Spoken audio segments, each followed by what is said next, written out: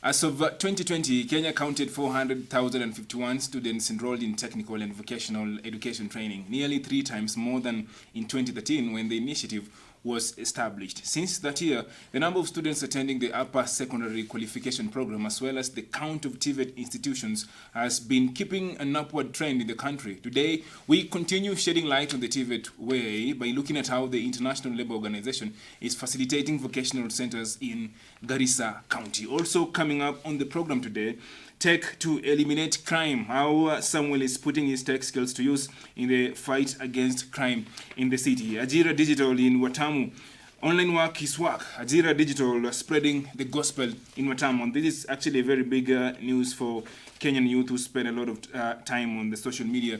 Enable Kenya Enabling, we look at Lydia Wangari's love for agriculture and how Enable Kenya picked her up. Live with the very latest from around the ground this week. This is News on Friday. I'm Caleb Koy. Remember, we are live each and every Friday here on Koilib TV, and you can actually subscribe to this YouTube channel. You can actually, of course, get more updates by listening to Koilib Radio each and every time via radio.koilib.org, or as well, you can download the Koilib Radio app on Google Play Store. The beam begins right now.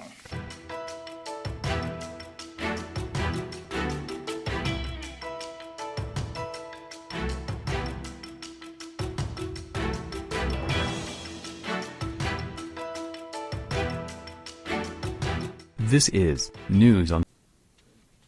Today's cities are on the front line of crime and terrorism. While some of them are clearly more at risk than others, all of them are vulnerable. Not surprisingly, cities are experimenting with innovative approaches to prevent crime and countering extremism, and the youth are at the center of this experiment. This is Samuel's story, an invention courtesy of African traveler Ayutiba, based in Kenya. Which anyone can understand. So we came up with the name Daka. Oh, Daka. Yeah, Daka. So this is Daka. The name is Daka. Yeah, this is the name of Daka is like catch. Catch. Yeah. So that is the brand for what do you call it? Daka. The machine is known as Daka. Oh, Daka. Daka. It's mostly used for alarm in the house. Alarm in the house. You see, as we were researching, we came to find out that you see many normal people who earn normal wages. There are no alternatives for their security, because you find it's only padlocks, and when you go to the market to try to find a solution, you find that it is outpriced. It's really expensive. Most people would love to have this. The other day there were about 5 shops broken into along. Is it Rongai to Kiserian? Yeah. So if I look at this, these people would love to have something like security, but the normal gadgets that we have right now, the CCTV, they are way out of their budget. Yeah. So how much are you charging for your gadgets? So for this device known as Daka, this is the device, we do charge 10,000 shillings plus installation, free installation. Oh, so it's free installation for Nairobi and its environs currently, but it's free installation. So it's only 10K? 10K. And there are no additional charges. I don't know per month you send it. I know. It's only 10K. Then we give you 1 year warranty. If it's spoiled, you can call us and we'll come out. So how does it work basically? Basically, how it works, simple. The idea is, see, I find people try to complicate a solution of a simple problem. The idea is this: when someone tries to break into your house, and it's not you, someone has come with a master key. Let's say this is the door. Has come and managed to open the door. Immediately what it does, it has got a high-pitched siren. See, this is like a dummy, a high-pitched siren. So siren, what is a decibel? Do you call decibels? Decibels, yeah. Let's say for a normal human being, your ears can at least attain 7 decibels without it screaming high. And for a bullet is 160 decibels. 160 decibels. 160, yeah. The sound. The sound the bullet was 160. So this is 120 decibels. Wow. Because I was told it's quite loud. It's quite loud, yeah. So 120 is like everybody in the building will know there's something wrong. Everybody. Have you sold it already? Have you installed it to some of your clients? We have installed it in like the Coast region. Oh, Coast, yeah. Wow. In Kisumu, Omega, in Nyeri. There are many people using this. Has any of your clients gotten any help from what you've done? Yeah. From the installing this? Installing is like around last week. Last week I was to meet you. I was thinking to be around last week, but it didn't happen. Yeah. As I told you, I had a client when we were going in Kiseri. Yes. So what happened just last week? The insecurity around Ngong Road, Ngong and Kiseri is really high. Yes. Even it was spread in the news. It was the internet. It was in the news. So what happens is that when we went and installed, it was on Saturday, we went and installed it. As we were moving, we were going out. We left there after installing it around 6:36. Yeah. At the evening, imagine what happens. They find because it is programmed such a way that it calls you in case to alert you. It calls you in case of a breaking. Yeah. So around 3:34 a.m. in the morning, they just start saying messages. Oh, calls. Oh, so it calls. It calls you, yeah. Oh, So it calls you once, calls you twice, calls you, and you have the alternative of adding additional people. So it doesn't have a limit. Like you can add as much as how many people. No, we put it at limit because normally a family in Kenya has around 5 people. Yeah. So we put a cap of around 5 people. Oh, 5 people. 5 person. So 5 people will be briefed at the same time. Yeah. Wow. They shall keep receiving calls. So, and this was still on the same area that was broken Yeah. into about 6 shops. Yeah, the same area. So was it broken into for the land? What happened is that they started because these guys are I don't know, they're like a gang. So they come like in a shopping center. They break into every shop. They don't care. So what happens is that as they were breaking into different shops, because many shops were broken into, they came into our customers' place. So they came with them. These guys didn't have master keys or they came with that thing. Or you've seen the movies of cutting padlocks. Yes. It's like scissors or something like that. Cuts Yes, the padlock. the padlocks. So as they cut the padlock, as they were opening it, It triggered. triggering high-pitched siren, calls the owner, the thieves disappeared. So the owner came and saw his door is open, the door to his shop is open, but nothing has been stolen. Statista predicts that by 2027, 24.3 million people will be learning online with the convenience of being able to learn from anywhere at any time. Ajiro Digital is well aware of this and was in Watamu the other day to spread the gospel of online work. Take a look.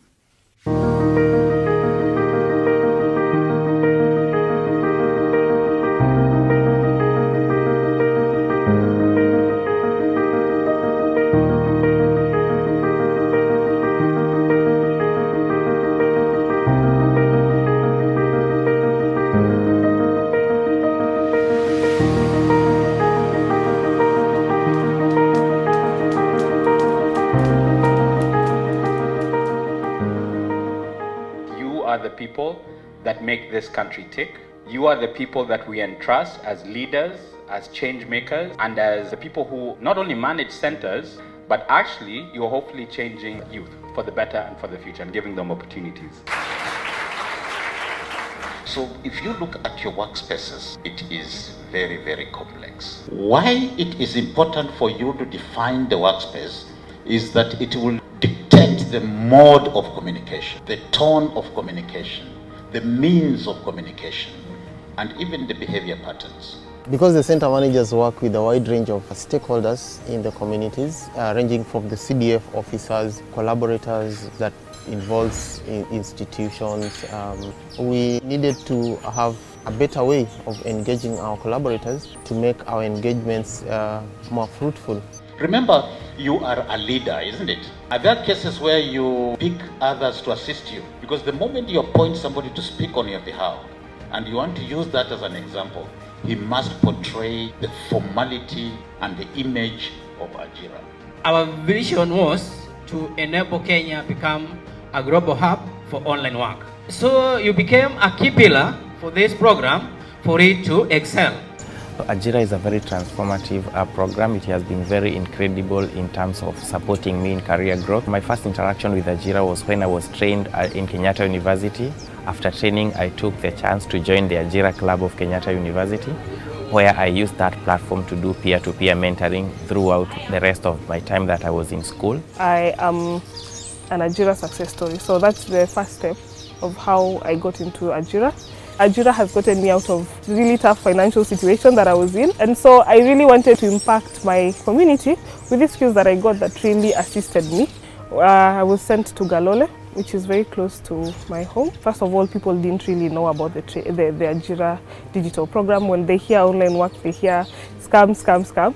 So number one, I had to start demystifying that knowledge, and I had to change the perception of what people think about online work. So step by step, I started training people in Tana River, and so when I train them from my heart. It's something that I'm really passionate about. When you hear some young person is making 30,000 shillings a month and they have a dignified income and can feed themselves, that's what we're doing. That's what we're trying to accomplish, right? We're trusting you to help make this a world-class program. We have some of the best partners that you could ask for. We believe that you guys are highly capable and can make this genuinely a world-class program. You will know what will help your community. It will help our work. But genuinely, it will help people understand that this is an incredible opportunity they should take advantage of. Banana, orange, orange, orange, where check it. The capacity building gave me an opportunity to bond with the people I work with on a daily basis. We've been able to identify some of the things that we can utilize as a community to share skills, to share experiences, to see what can work in different regions, and also to get the necessary synergy with these people, so that as we go to people, the youth, the public, we are going to have the necessary techniques to approach them, to engage them. There was a lot of learning to do. I had to do a lot of attitude change because I got to meet some people one-on-one. To be honest, it was a much needed break from 3 years of running the program and having not met some of the center managers face-to-face. So it was an out-of-Zoom experience, and we got to know each other better. The capacity building helped the center managers in terms of communication skills and public relations, which was a key area, and they're going to engage better the collaborators in the community. Going forward, it has given me the drive to move on because I've taken a break. So I'm going back refreshed with a new set goals, and I'm also going back having understood the Ajira program in better depth for me to be able to implement it.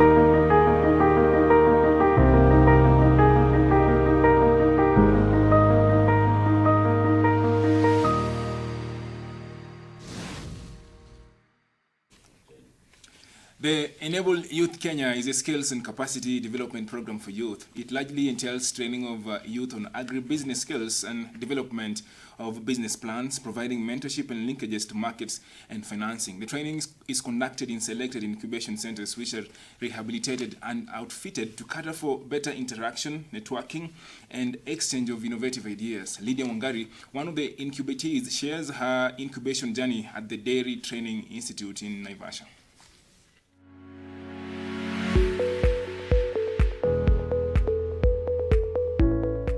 My name is Lydia Wangari Kimani, value chain dairy processing, and I've always liked agriculture. Actually, I've pursued a bachelor's degree in agribusiness, so I've always wanted to pursue something in agriculture. And I love yogurt, so I wanted to know how to make it and still sell it.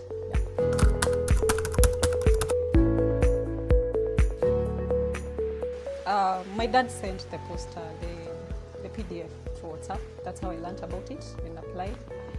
The thing that prompted me to pursue it is the benefits that were guaranteed, the loan, the mentorship, yeah, all that. And the loan being interest-free, of course, yeah.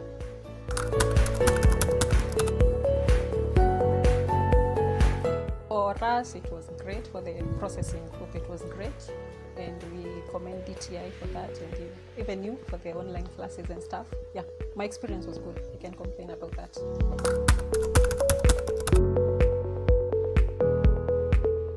Yes, I would. Actually, I've sent several people the document for the second cohort. So I believe agriculture is the next thing, or it's existing, and I believe it's what is going to take us to the next level as a country, as youths, and youths should definitely engage in it, because without food security, the country is going nowhere.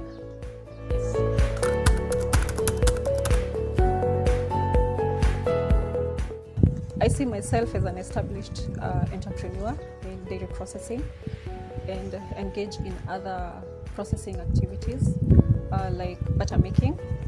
And also, I've realized that when you go to supermarkets, you won't find, actually, I'm also pursuing ice cream.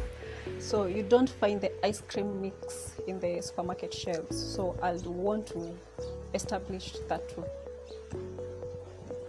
My name is Lydia Wangari Kimani, and this is my Enable Youth story.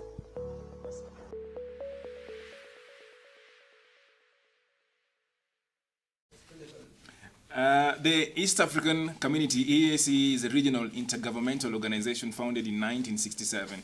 It is currently made up of 7 partner states: the Democratic Republic of Congo, the Republics of Burundi, Kenya, Rwanda, South Sudan, Uganda, and the United Republic of Tanzania. Its main aim is to widen and deepen economic, political, social, and cultural integration. To achieve this, the EAC chairman and Burundi President Honorable Evariste Ndayishimiye is calling for youth empowerment among member states. Honorable speakers, honorable members, excellencies, distinguished guests, ladies and gentlemen. Honored by the last African Union Heads of State Summit to be the champion of the Youth, Peace and Security Program of the African Union, it is appropriate for me to record that we cannot achieve our development objectives without centering our strategies on youth, who constitute the largest part of the population of our driving force. The empowerment of youth impacts the stabilization of peace, because there is no peace when there is no bread. We must invest in youth by creating the bright future from now. As a member of East African Legislative Assembly, you are very qualified to help and mobilize East Africans, the regional private sectors, and civil society to work for peace, which is a prerequisite for investment and socio-economic development. Yes, from that report by Honorable Evariste Ndayishimiye, we take a very short breather here on News on Friday. Still to come, Kenya Kwanza for the youth. The Public Service and Gender CS Aisha Jumwa talks about the youth in the bottom-up approach, equity for farmers, how you can actually benefit from the Equity Bank's Fast Start program and make a profit from tree seedlings. And also later on in the broadcast, we'll be looking at how the youth are going green. There is a very big, a very huge, significant number of young people engaging in agriculture. We're gonna look more into this. Don't go too far. The beam takes a very short breather. We'll be back.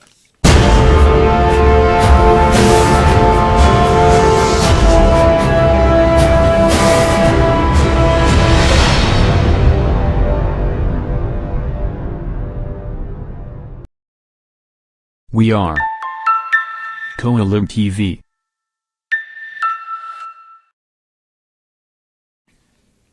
Welcome back. This is News on Friday right here on Koalib TV. I'm Caleb Koyo. Remember, you can subscribe to this channel and share this channel to your friends. The beam continues. President William Ruto has directed the Public Service Commission (PSC) to increase the number of interns recruited under Public Service Internship Program (PSIP) to 20,000 starting from the upcoming cohort. The president noted that the internship program is crucial in bridging the skills gap between graduates and employers, making them more employable. He also urged the newly appointed interns to take the opportunity and learn and re-energize the public service with their innovation and also fresh ideas. Backing up the president's directive, Cabinet Secretary, Minister of Public Service, Gender and Affirmative Action, Honorable Aisha Juma, noted that the fellowship represents the very segment of the population that the Kenya Kwanza government seeks to empower through the bottom-up economic transformation model. Take a look at this. The target group in Public Service Internship Program and the Public Service Emerging Leaders Fellowship Program represent the very segment of the population that the Kenya Kwanza government seeks to empower through the bottom-up economic transformation model. For this reason, Your Excellency, and in my execution of mandate as the Ministry of Public Service, Gender and Affirmative Action, we will continue to explore ways of enhancing the impact of such initiatives going forward. As a way of increasing youth presentation in public service relative to their population, the Ministry of Public Service will continue working with the Public Service Commission to review policies and practices for diverse and inclusion, human resource development, and succession management. Similarly, we are working closely with the Commission and other actors to enhance efficiency and effectiveness in the public service through Huduma Kenya program, as well as putting in place policies, including but not limited to the internship and volunteerism policy and guidelines, the dignity at workplace policy, and the competence framework for public service, among others. Now, a significant number of young people engaging in agriculture will play a fundamental role in transforming the agricultural sector. This will involve modernizing agriculture to create sustainability, creation of employment, and economic development. Here is George Kariuki's story aiming at achieving that much needed transformation in the agriculture area. Kenya is driven by agriculture as the backbone of the economy. Being the greatest contributor to the Kenyan GDP, the sector employs more than 40% of the total population and more than 70% of the rural population. However, do the youth see agriculture as a critical field of work and a stable way of making a living? Over the years, more and more young people are reconstructing the narrative by making a living off farming. This is a story of George Kariuki. 5 years ago, George saw and seized an opportunity in agribusiness, and 5 years down the line, George owns and runs his own farm. My name is George Kariuki. Wherever we are right now, this is Kiambaa sub-county. Specifically, we are at a farm known as Kamundi Farm in Kiambaa sub-county. Personally, I'm an ICT graduate from Maseno University, 34 years old. And I've been doing this for close to 7 years now, but on this commercial scale, I would say I've been doing it for the last 2 years. We major mostly on indigenous crops, namely managu, spinach, terere, saga, managu etc. And this is the bread and butter of the farm. Usually harvested, say, once a week or twice a week. The journey itself it has been rough to start with. Basically because one I would say is lack of knowledge as to the crops that we could have gone into at the time, and also one of the biggest impediments was irrigation water. Labor is our biggest problem in the society, and the reason being the youth themselves, for lack of a better word, I'd say they don't want to get down and dirty. Agriculture in Kenya is plagued with challenges like unpredictable weather patterns, unfriendly taxes imposed on farm inputs, lack of agricultural information and literacy, and poor farming techniques which don't promote sustainable agriculture. Being in the digital revolution age and Kenya having a young population that is tech-savvy and innovative, they hold potential to solve several problems of farmers, which will in turn help them make more informed choices. ICT as a tool for marketing and in general has played a part, especially in the youth. Personally, I use them, and majority of the customers that I actually get to sell my products to, I usually contact them through the various mediums on the internet. Also, there is the aspect of teaching yourself how to take care of the crops. Some of the information, majority of the information that I have and what I have incorporated on this farm has come from the internet. This is a tool that our parents and our forefathers never actually had. They had to either seek the help of an extension officer or go to a library, open a book and read. For us, it's just a matter of a few clicks and typing a few keywords on the internet, and you get all the information that you need. Due to the COVID-19 pandemic, massive loss of income and a livelihood has seen Kenyans, especially the youth, fall back to basic agriculture. Can this be grasped as an opportunity to lure the youth into agribusiness, or does it pose far greater risks to the already fragile state of food security? As we speak right now, the issue of the COVID-19 has come up, and majority of those who probably were suspended or let go from the offices, they have been forced to go back to the farm. COVID-19 has brought in a myriad of issues, some positive, some negative. The positive of it being majority of us tumerudi mashambani na tunalima. So food is in abundance. If we were to continue with the same zeal of which we've gone back to the farm with, Kenya can attain food security. The average age of a Kenyan farmer still remains at 60, in contrast to a bulging 70% of the population being comprised of the youth and 45% of them being unemployed. What strategies can be used to pull the youth into agribusiness? Generally, it starts from a young age. When you are a toddler, your parents should show you where the food comes from. There is this issue of agriculture becoming an option. It should be made mandatory, because mwalimu akikufunzia kwa darasa na uende ukafanye upo kwa shamba, those are two different things. But the good thing is you walk out of that classroom with the knowledge. Now it's time to put it into practical use. That knowledge is exactly what you see here today.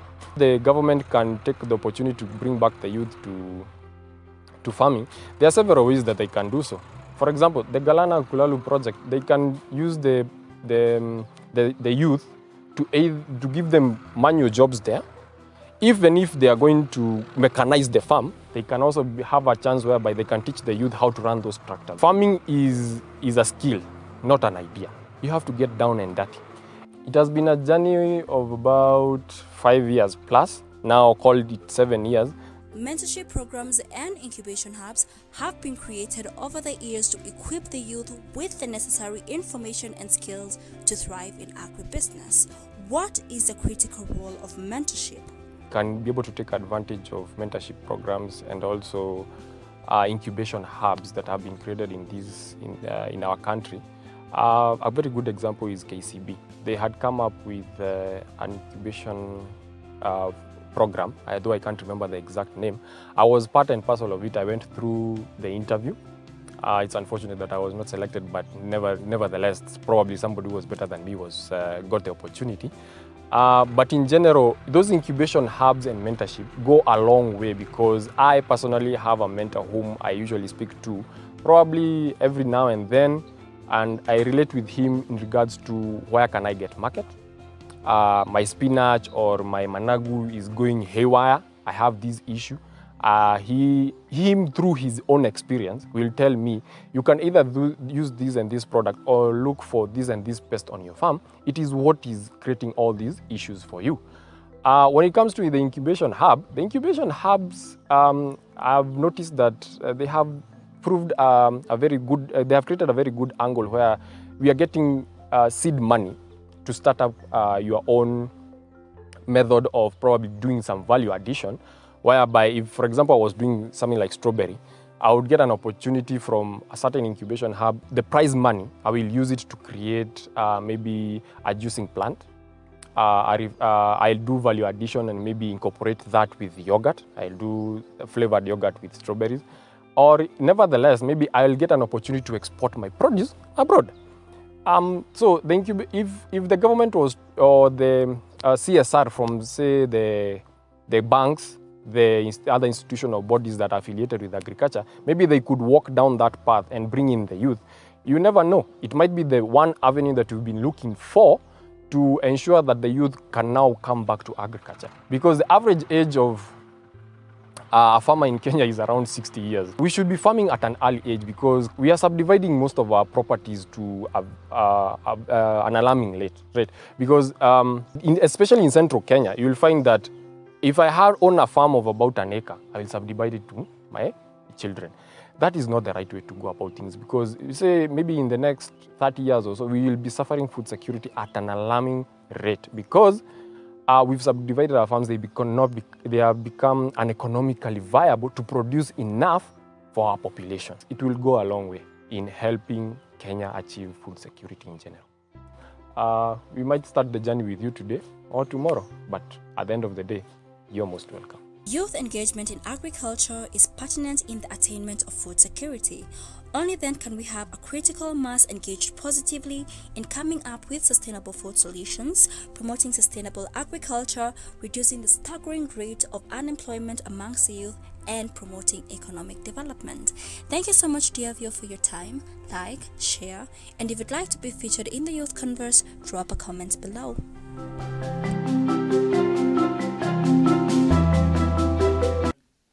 Now, fast-track financial access to SME and rural population in agriculture using technology project aims at reaching out to 60,000 farmers and 5,000 SMEs within a period of 3 years. To date, fast-track project has managed to train 56,686 farmers on financial education, agribusiness, and good agricultural practices, and 2,396 SMEs on entrepreneurship.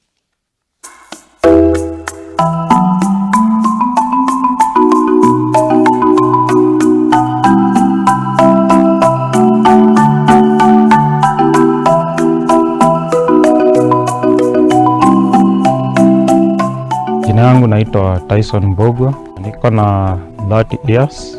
Nafanya biashara ya propagation of grafted fruit trees or multiplication of different seedlings like apples, macadamia, avocados, oranges and the citrus family, dragon fruit na nyinginezo. The main provider of skills and education kwa hii biashara yangu imekuwa from experience. Wale watu wako hapa permanent ni watu 4 pamoja na mimi, so we are 5 of us. Na wakati kuna kazi mingi casuals napata between 10 to 8. On the year 2012 nilianzisha hii biashara na shilingi 3,000 za Kenya. Hii biashara kuna kama shilingi kama 1.5 hivi capital. Lazima una market from the social media website, so people all over the world can access your website, your social media page. Wakisha access pale their contacts, tunauza hapa locally. We also export. I have exported to other countries like Tanzania, Uganda, Cameroon. Saidizi wangu wa Equity Bank, kwanza niongelelea program yao ya Farsat ambayo imenifunza mambo na budgeting, record keeping na management, vile naweza manage funds zangu. Amenisaidia kupanua biashara yangu. Nilianza na shilingi 3,000 na nilikuwa na miche 300. Walinisaidia kifedha kukuza biashara yangu, kumultiply. Ndio maana unaona kutoka seedlings 300 nimeweza kuachieve 57,000 seedlings. On 2015 ndio nilipata my first credit kutoka Equity Bank 400,000 kuendeleza biashara yangu. Nilisumbuka sana na maji, bado nikatembea pale Equity Bank, ilikuwa bado na loan na wakaweza kuniongezea pesa zingine. Because of climate change nilihitaji kupata another source of water ambayo niliweza kuchimba shallow well, kuinstall submersive pumps, steamer. Through Farsat walinifundisha nikaweza kudiversify. Nimediversify na nimekuwa agent wa supply nuts to processing factories, of which nanunuaga tani 3 kila siku za nuts hii macadamia from the same education ambayo nilipata kutoka kwa Farsat. Nimeplan for the future. Niko na mpango wa kununua dryers ambazo nitakuwa nikikausha macadamia. The next 5 to 10 years naweza kuwa na factory I'll be processing. Nitakuwa napata mbegu kutoka kwa wale wakulima ambao nimekuwa nikiuzia miche tangu mwaka wa 2015.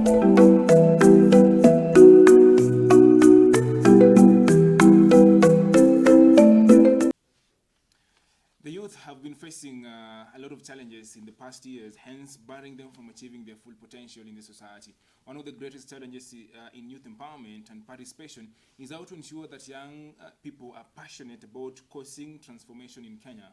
Youth empowerment and participation is quite essential force for causing such transformation. Now, what is the most difficult thing about being a youth in Kenya today? That's the question Deep Dive with Beth, a YouTuber based in Kenya, went out in the streets to seek answers to. Empty promises. Yeah, I think in you. Na jobs unajua watu wanapeana kulingana na connection. Kama una connection man, tabidi umetembea ama kama with an idea. Yeah. I think na kama ukuja na idea yako, then utafute venye connect na watu, because hata ukuja na idea yako kuna watu wataitumia. Wakishaitumia hao mtakaana hiyo share kwa hiyo idea niko nayo. So kile naambia youth Kenyans ni tumia kenye uko nayo na usichague job. Okay, so the challenges zako ile most ni kutumiwa na politician na kukosa jobs. Kwenye nasema job ziko lakini shida ni kupata hizo job.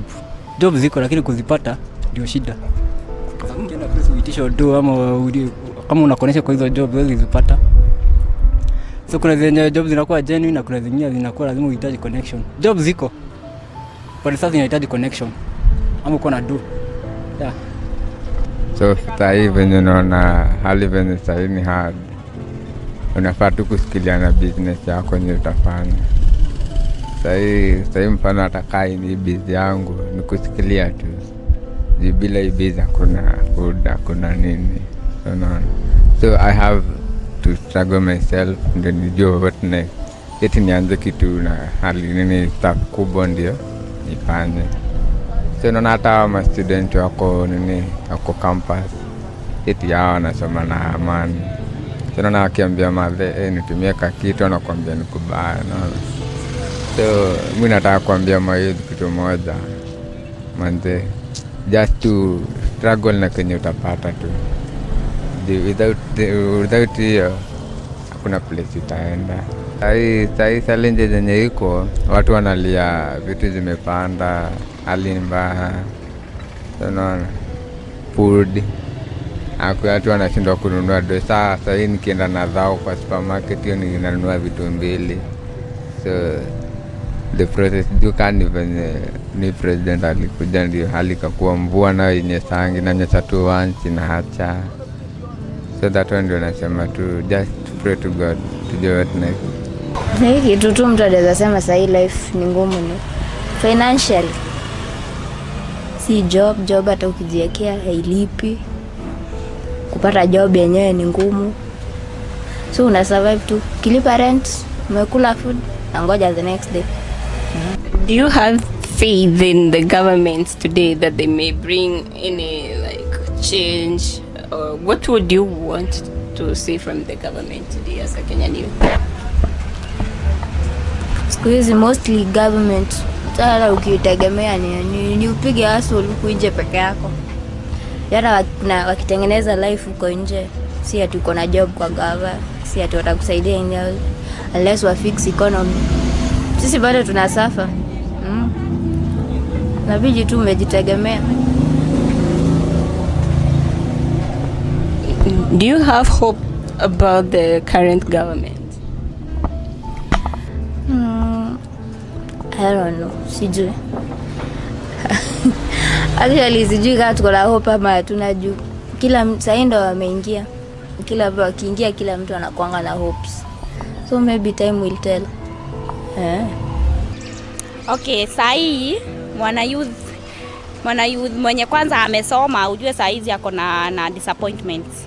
Kama tuseme kama mimi nimesoma, nimegraduate, jobless, mko jobless, unajaribu kutafuta kazi, unakuta kuingi, unaitishwa sijui ni hongo nini. Sasa unakuta mtu hata una regret ulisoma kwa nini, ulienda campus, ulijikakamua ukapita. Yeah, jobless, hiyo ndio iko nini, challenges na lack of money. RISE Kenya Youth RKY is a non-profitable organization that helps to empower talented youths. Since 2018, RKY has been organizing forums where young people meet to hone their skills. Their very own Elizabeth Nasimiyu explains more.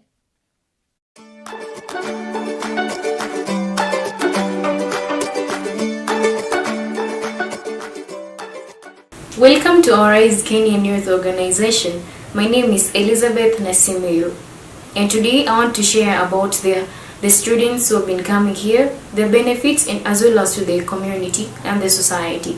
First, I want to start with the high school students as well as the primary pupils. They have been coming here all the weeks from the year 2018 up to date. They're still coming here, and out of it, I was one of them, and I'm very happy because through the group discussions that we joined hands together here, we've been learning a lot. For example, gaining some new ideas from different students and from different schools who have different ideas and who have new ideas. All of the sort have been a great thing to us. Despite that, there's been other things that we've been learning together. For example, when you come together, like something is or a task is difficult for us, we tend to ask for Mr. Boni to ask for the teachers to come in class and assist us. Actually, it has been an awesome thing because out of it we've been able to tackle some difficult tasks and some difficult papers, and as well as some other things that are educative to us. Despite that, motivations has been there, and as to me, I'm very happy for Brighton because has been motivating me in each and every time. It has been telling me on how to choose careers and been motivating me in one or the other, and I'm very proud because I have a young mentor who can be there to support me in one or the other. And alongside that, I really want to appreciate Lorian because he's been there for us since we joined hands together, when we came together as one team here in this organization. He's been there to take us through our studies, has been as well our leader, our chairperson, and I was very happy for him to be with us.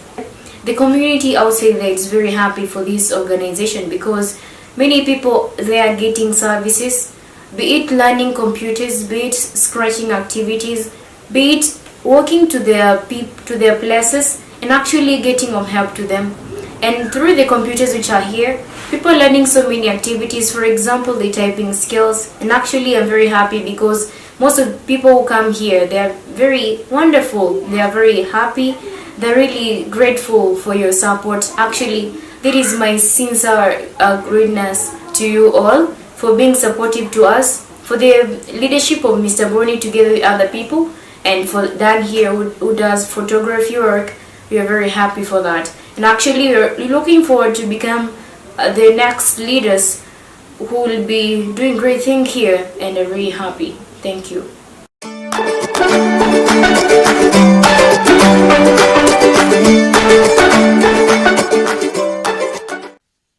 Now, with the support of ILO Prospects, vocational training centers are being equipped with the latest machinery and infrastructure facilities, while staff are being trained to deliver industry-relevant, competency-based curricula.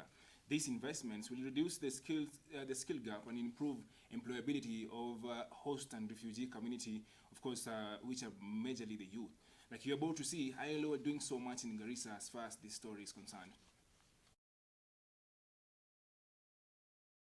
If I finish this training of the ILO, I'll be someone else maybe in this society.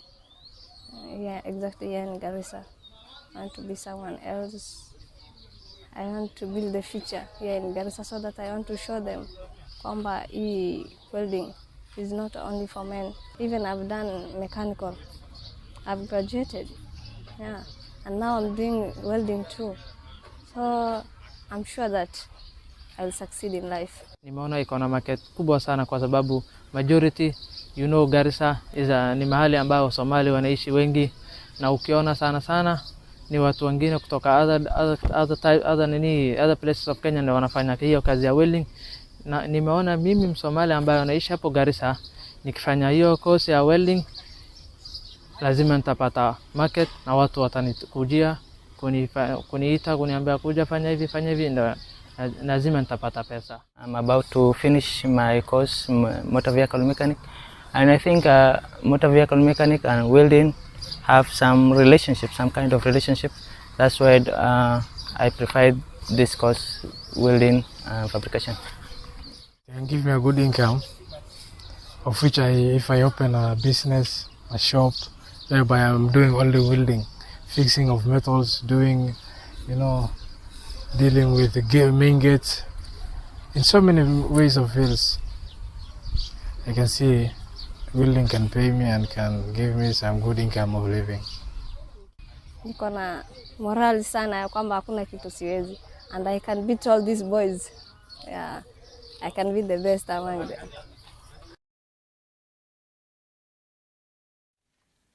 Girls Empowerment Program was started to empower women and young girls by teaching them hand skills. Their main mission is to send a sense of empowerment and self-reliance in communities. Good news is the May intake is on and you could be part of it.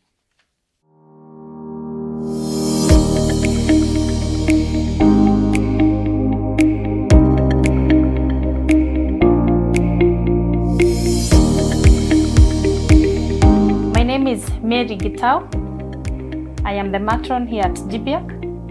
I take care of the girls when they are here.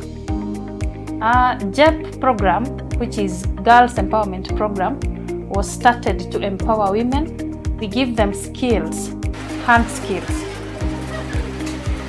The courses takes for a period of 1.5 years.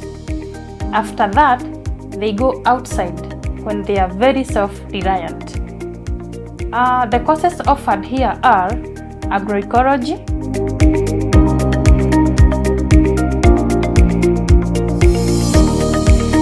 there is textiles, computer packages,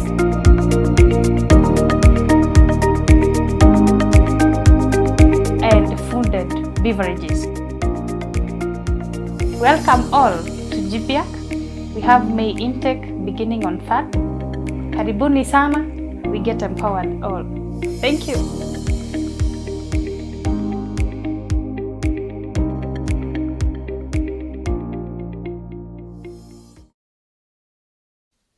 Now, from that story, we take a very short breather here on News on Friday. When we come back, we have sports. Don't go too far.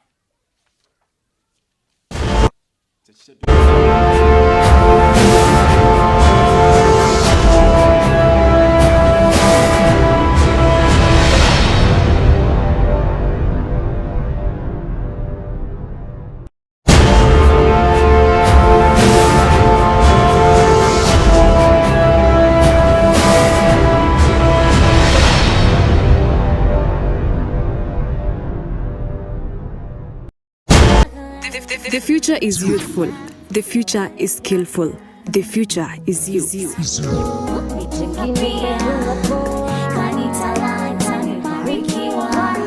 Kama kijana, all you need is a chance and a place to apply your knowledge and skills to shape future yako. Technical and vocational education and training zinakupea the life skills zenye zitakuwezesha kushape future yako. Kwa kudevelop professional interest, talents na passion zako, una gain power ya create jobs, drive entrepreneurship na increase socio-economic prospects zako. I came here to shine. The reason I don't want killing at my shows. Are you ready for the future? Ujuzi ni kazi. It's buried in my soul. Najua mimi ndo next.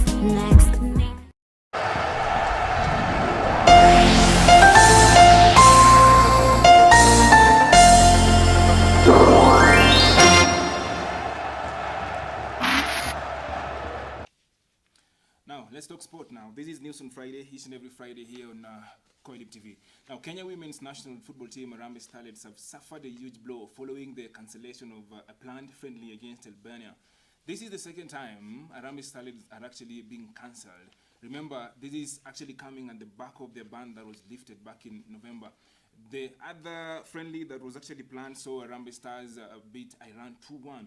Now, in other news, Starlets are already in camp preparing for the duel, but the federation has confirmed and explained why it is not possible for the girls to go ahead with this friendly. Let a ball. Let a ball.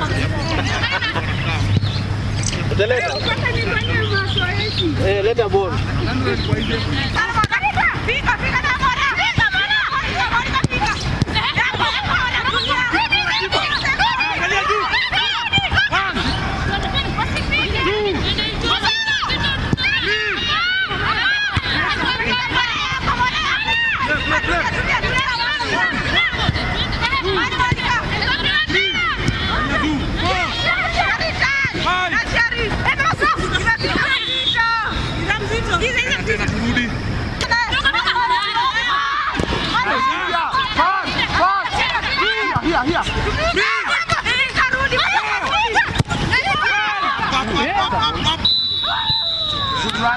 Well done.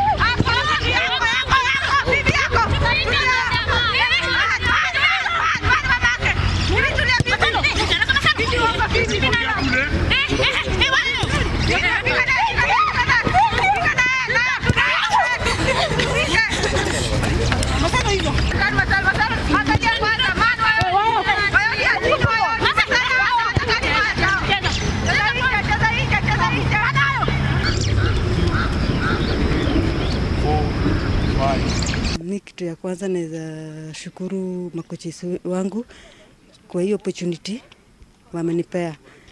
Kuitwa hapa si rahisi, lakini mimi God amefanya nikaitwa. Tumekaa nje for long sana. Tumekaa nje for long sana juu ya ile ban. Tulikuwa tuna feel pain sana. Vile hizo makantisi zinacheza na sisi hatuchezi. So mimi kitu naweza sema hiyo opportunity kukaa 1 year bila kucheza ball, competitive football ni noma sana. So mimi kitu naweza sema tumepewa opportunity, tunaenda kucheza hiyo friendly na tunataka kupromise watu wetu, our country, tunaenda tukuwa make proud. We are going for the win. Because hatujaicheza nao, hatujui vile wanacheza, lakini pia sisi hawajui vile tunacheza. So mimi naweza sema Gravity itaamua. Venye tutatrain ndio tutacheza, and then like hatujaicheza nao, is our first maybe match, and like venye tutatrain ndio tutacheza, and like venye naona technical bench na tupush pia sisi tunasukuma bidii tu. Yeah. Mafans kitu naweza waambia, this time round tuko hapa, tumepata hiyo chance, hatutawaangusha. Now, we hope to see the girls again, and we wish them the very best. We know they're going to get another call-up, and we know they're always going to represent. That marks the end of our broadcast this week. But before I go, why is it that everybody wants you to trust them right now? Everybody. You go to a KFC or McDonald's, and they have 2 windows. One where you pay, and one where you actually get your food from. A black person like me, you give me my food where I give you the money. If the money window is here, yeah, I get my food here. I can't pay on this window and get my food on the next window. Somebody might be waiting for me with a snipe on the next window. So you give me my food where I pay the money. I'm going to see you next week again. I'm Caleb Koyo. Stay safe.